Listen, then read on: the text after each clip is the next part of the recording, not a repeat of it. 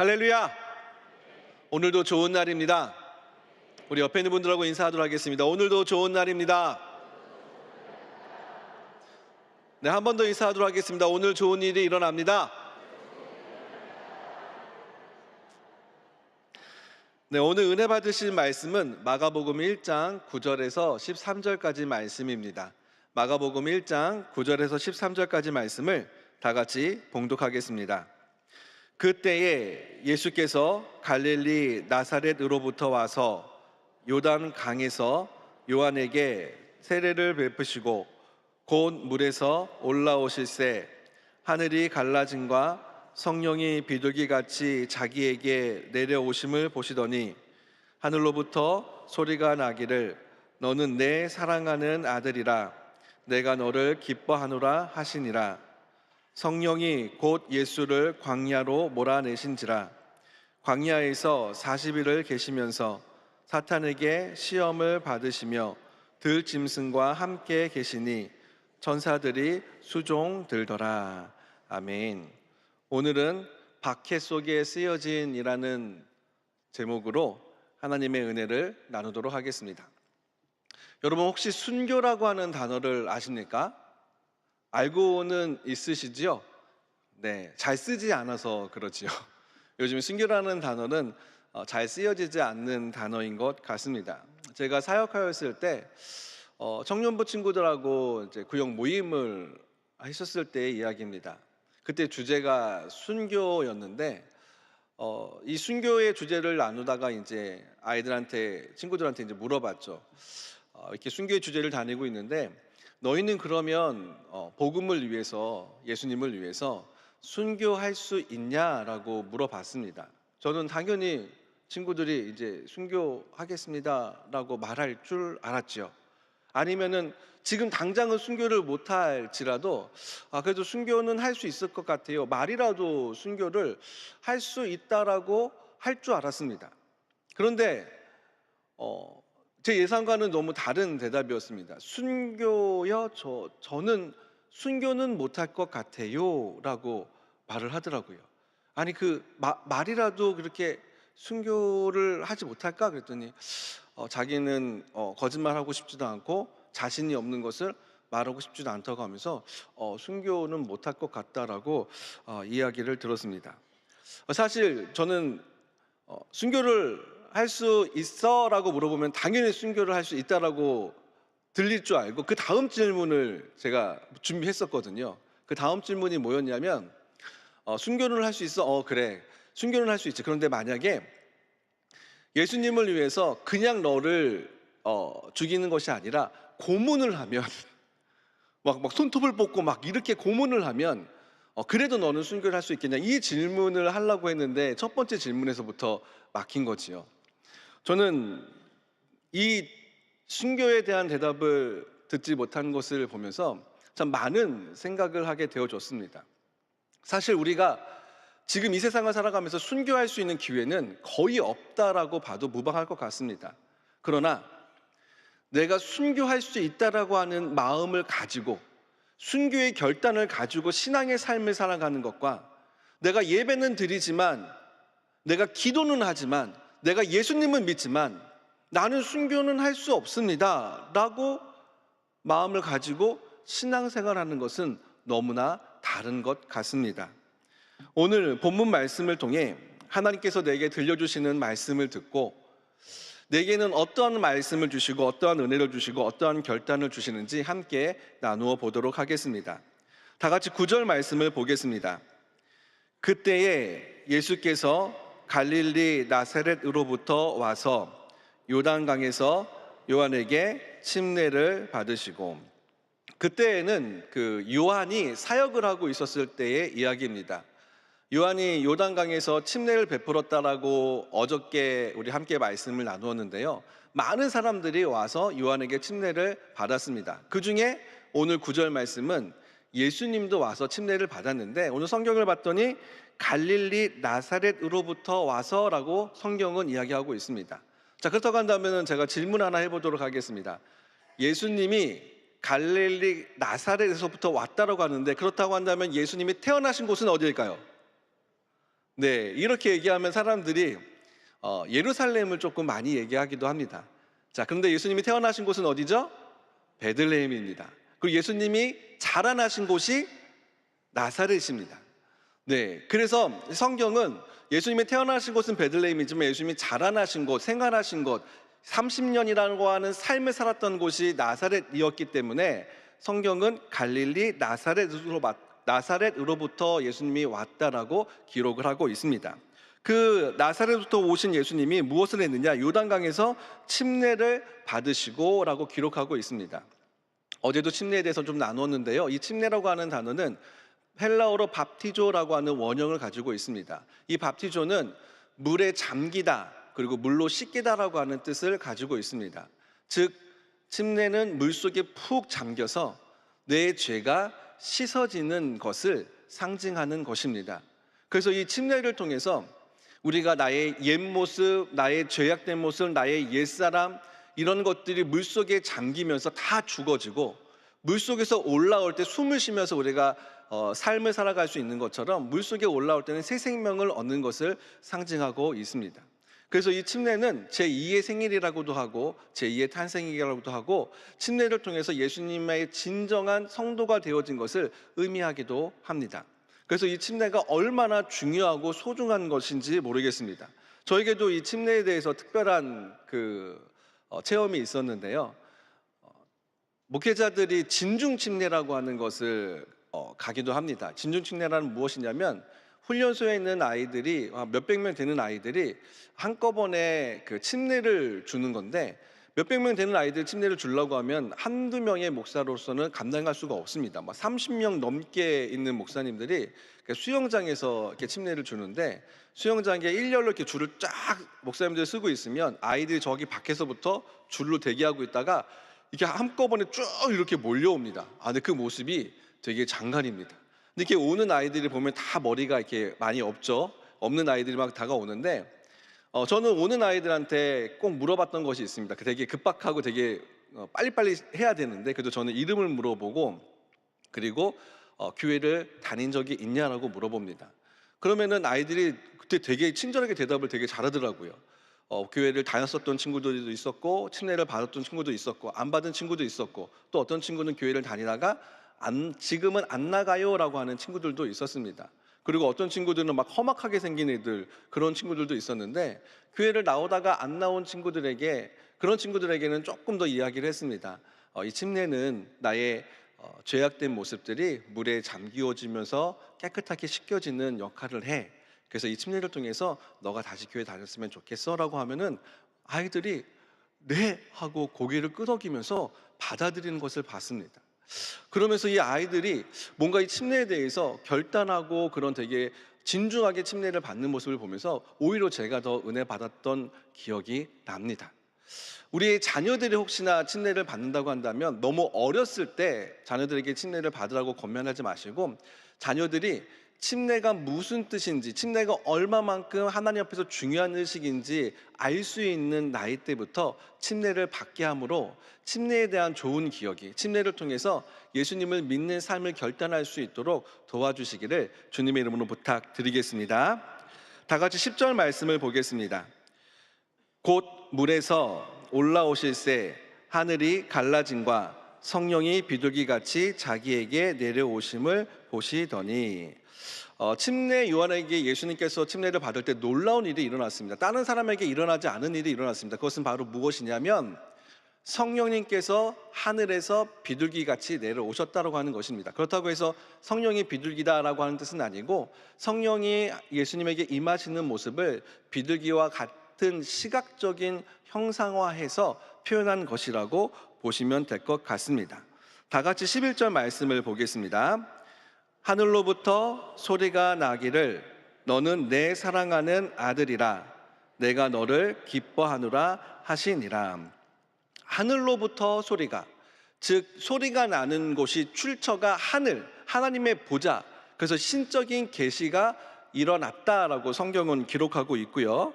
그리고 그 소리가 너는 내 사랑하는 아들이라 내가 너를 기뻐하노라. 그러니까 하늘의 음성이 들렸다라고 하는 것입니다. 이것이 왜 중요하냐면 지금은 이제 마가복음은 이제 신약 시대잖아요. 구약 시대의 그 말라기 선지자를 끝으로 그 하나님의 음성이 들려지는 하나님의 계시가 들려지는 것이 단절되어졌습니다. 이 신약의 이 순간까지.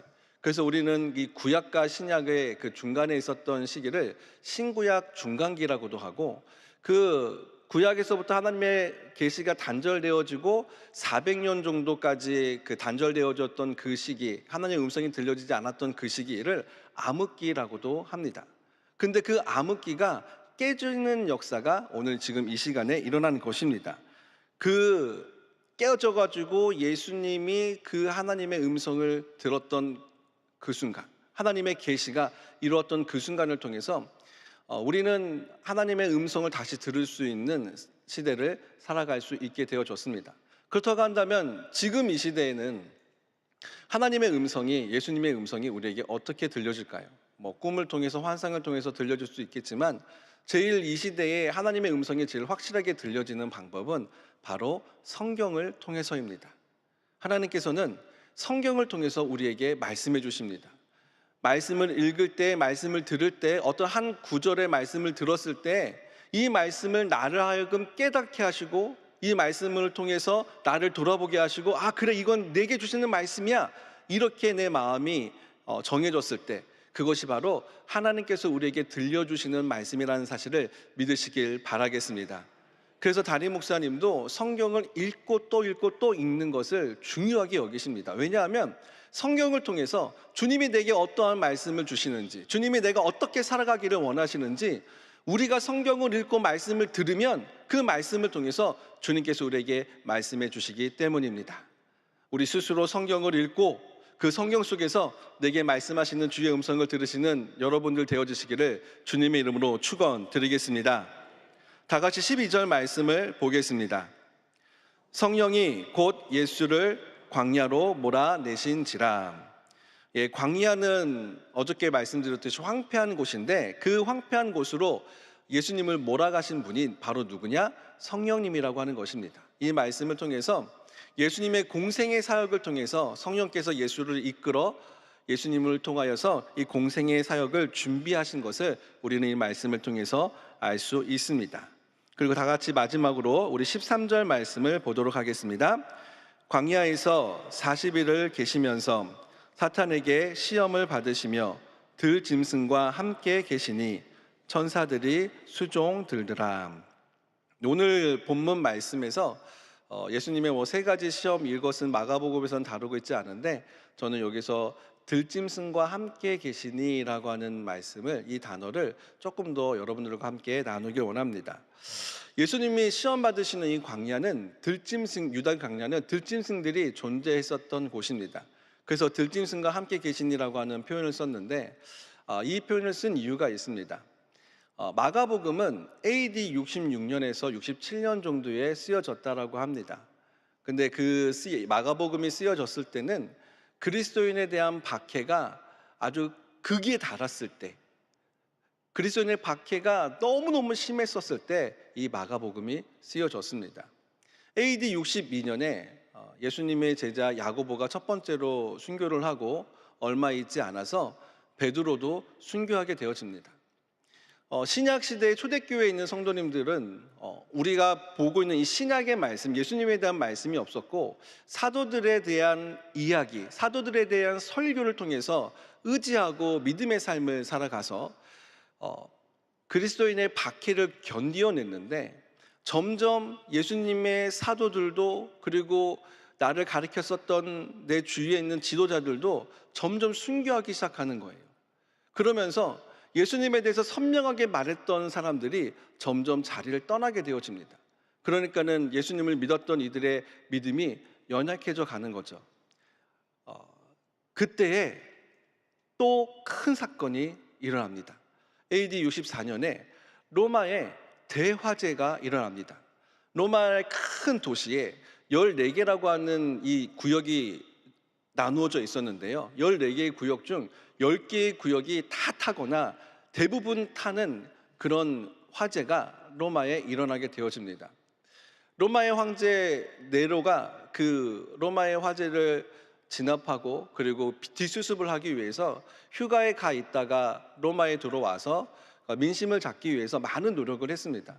그런데 10개, 14개 중에 10개의 도시에 있는 사람들이 이재민이 됐고 집을 잃어버렸고 삶의 터전을 잃어버렸고 직업을 잃어버렸고, 그럼 그런 사람들의 성난 민심이 잡혀지지 않았습니다. 성난 민심이 누구든 희생양이 필요했습니다. 그래서 그 희생양으로 로마의 황제를 의심하기 시작했습니다. 그래서 로마의 황제 네로는 이 로마의 황제를 뒤집어 쓸 그 희생양이 필요했습니다. 그래서 그때 당시에 신흥 종교였고 그리고 박해를 받고 있었던 그리스도인들을 범인으로 지목하게 되어집니다. 그리고 나서부터 이 기독교에 대한, 그리스도교에 대한 박해가 엄청나게 심해지기 시작합니다. 그리고 나서 여러분들이 영화 같은 데서 봤었던 그 콜로세움에서 맹수에게 이 기독교인들이 죽는 모습들, 그런 모습들이, 그리고 길거리에 사람을 걸어놓고 그리고 그 사람을 불로 태워서 등불로 쓰는 그런 참혹한 일들이 그때 당시에 이루어지기 시작했습니다. 우리 여기서 사진 한 장만 한번 보도록 할까요? 네, 저 소녀의 얼굴이 여러분들에게는 어떻게 보입니까? 저 소녀의 얼굴은 어떤 얼굴이냐면 콜로세움에 들어가는 그 경기장 들어가는 그 입구에 서 있는 아이입니다. 그리고 그 옆에 있는 사람들은 어른들인데 저 사람들은 어떤 사람들? 그리스도인들입니다.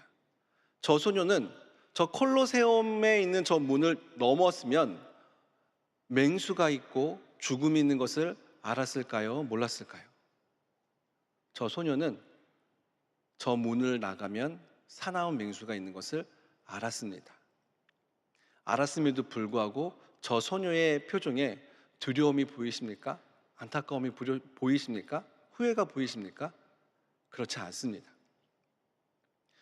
그때 당시에 있는 많은 그리스도인들은 순교를 할 수 있는 각오를 가지고 예수님을 믿었습니다. 그냥 예수님을 믿는 것이 아니라 내가 예수님 믿다가 내가 잡혀가면, 내가 죽으면 내가 죽으리라고 하는 그런 순교의 마음을 가지고 있었습니다. 그렇기 때문에 그 신앙을 이어받은 저 아이도 아무것도 모르는 저 아이가 아니라 내가 곧 죽을 수 있다라고 하는, 죽을 거라고 하는 마음이 있지만 예수님을 위해서라면 내가 죽어도 내가 괜찮습니다. 그리고 내가 죽으면 예수님이 계신 저 천국에 갈 수 있다라고 하는 확신이 있었습니다. 그래서 저 소녀는 담담하게 죽음을 준비하고 맞이할 수 있었던 것입니다. 사랑하는 성도 여러분, 우리는 신앙생활을 하고 있습니다. 근데 우리는 예수님을 위해서 당신의 생명이 필요합니다라고 물어본다면 우리는 어떻게 대답할 수 있을까요? 우리가 믿음의 삶을 살아가고 교회에서 헌신하고 충성하고 봉사하며 살아가는데, 예배를 드리며 살아가고 있는데 우리 안에 순교라고 하는 이 단어는 살아 있습니까? 아니면 잊혀져 있습니까? 늘 예배하고 늘 기도하는 우리에게 잊혀지지 말아야 될 단어, 그 단어는 바로 순교입니다. 내가 주님의 말씀을 위해서, 주님을 위해서 저는 순교하겠습니다 라고 하는 마음의 결단이 이 새벽에 저와 여러분들 안에 있기를 주님의 이름으로 간절히 소망합니다. 사실 우리가 순교할 일이 있겠습니까? 순교할 일은 아마 없을 것입니다. 그러나 내가 순교에 대한 마음을 가지고, 묵상을 가지고 나아갈 때 세상 일이란 모릅니다. 진짜 우리가 살아있을 때 순교를 강요받을 수 있는 환경이 올 수도 있습니다. 근데 내가 순교에 대한 묵상함 없이 그러한 순간이 온다면 우리는 순교에 대해서 결단할 수 없을지도 모릅니다.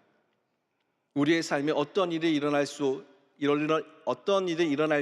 모르기 때문에, 아니 그렇지 않더라도 우리는 순교를 준비하고 순교를 묵상하며 내가 순교하는 마음으로 주의 말씀을 듣고 믿음의 삶을 살아가겠다라고 하는 결단을 가지고 살아 나아갈 때 하나님의 놀라운 은혜가, 하나님의 놀라운 일하심이 저와 여러분들의 삶 가운데 임한다라는 사실을 믿으시길 바라겠습니다. 다 같이 기도하도록 하겠습니다. 몸이 아프신 분은 아픈 곳에 손을 얹으시고, 마음에 소원이 있는 분은 가슴에 손을 얹으시고 기도하도록 하겠습니다. 하나님 아버지 감사합니다. 아픈 곳에 손을 얹고 기도하여 나아갑니다. 주님은 내 죄 때문에, 그리고 내 이 연약함 때문에 십자가에서 생명을 우리를 위해서 흘려주셨는데, 보혈을 흘려주셨는데, 그리고 그 흘리신 보혈의 피로 우리의 아픈 곳을 치료해 주시는데, 하나님, 우리가 주님의 그 보혈에, 주님의 그 죽으심이 얼마나 우리에게 소중하고 얼마나 우리의 연약함과 우리의 이 질병을 치료할 수 있는 능력이 있는지 우리가 다시 한번 믿기를 원합니다. 믿는 마음으로 내 아픈 곳에 손을 얹어 싸우니 주님의 나를 위해서 흘리신 이 보혈의 피가 내 아픈 곳에, 내 이웃, 내 가족의 아픈 곳을 치료해 줄 줄로 믿습니다. 주님의 보혈에는 능력이 있습니다. 주님의 보혈에는 능력이 있습니다. 이 능력이 우리에게 임하여 아픈 곳이 치료함 받아 주님의 살아계심이 나의 삶을 통하여 증거되어지게 하여 주옵소서. 우리의 삶에 문제가 있습니까? 걱정, 근심이, 염려가 있습니까? 예수님을 믿는 믿음, 특별히 오늘 말씀을 통하여 순교의 믿음을 가지고 나아갈 때 우리의 삶의 모든 걱정, 근심, 염려의 문제들은 떠나가게 하여 주시옵소서. 하나님, 박해가 크게 달았을 때에 마가복음이 쓰여서 신앙생활에 나아가는 모든 이들을 위로하고 그들에게 예수님의 살아계신 모습을 읽게 하여 주셨으니 감사합니다.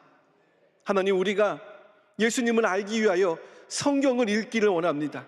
이 성경 속에서 예수님의 음성을 듣게 하여 주옵시고, 이 성경을 읽을 때에 예수님의 이 사랑을 내가 깨달을 때에 주님, 제가 순교하겠습니다.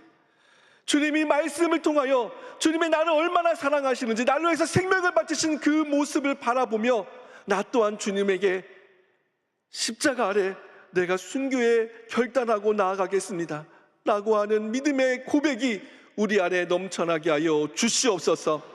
내가 말씀을 읽지 않고서는, 내가 말씀을 통하여 깨닫지 않고서는 이러한 고백을 할 수 없습니다. 그러니 성령님께서 말씀을 읽는 우리 성도님들에게 임재하여 주셔서 예수님을 깨닫게 하시고 순종케 하여 주시고 결단케 하여 주시는 역사가 임하게 하여 주옵소서. 하나님, 말씀에 감사하여 정성껏 예물드린 손길들이 있습니다. 예물드린 손길들을 축복하여 주옵시고, 특별히 우리 이용훈 당장 목사님의 사역 가운데 놀라운 성령의 충만함이, 성령의 능력이 임하게 하여 주셔서 죽어가던 영혼들이 말씀을 듣고 살아나게 하여 주옵시고, 병든 자가 낫게 하여 주옵시고, 복음을 통하여서 우리 교회에 놀라운 부흥의 역사가 임하게 하여 주시옵소서. 이 모든 말씀 우리를 구원하신 예수님의 이름으로 간절히 기도드렸사옵나이다. 아멘. 하늘에 계신 우리 아버지여, 이름이 거룩히 여김을 받으시오며 나라가 임하시오며 뜻이 하늘에서 이루어진 것 같이 땅에서도 이루어지이다. 오늘 우리에게 일용할 양식을 주시옵고, 우리가 우리에게 죄 지은 자를 사하여 준 것 같이 우리 죄를 사하여 주시옵고, 우리를 시험에 들게 하지 마시옵고 다만 악에서 구하시옵소서. 나라와 권세와 영광이 아버지께 영원히 있사옵나이다. 아멘.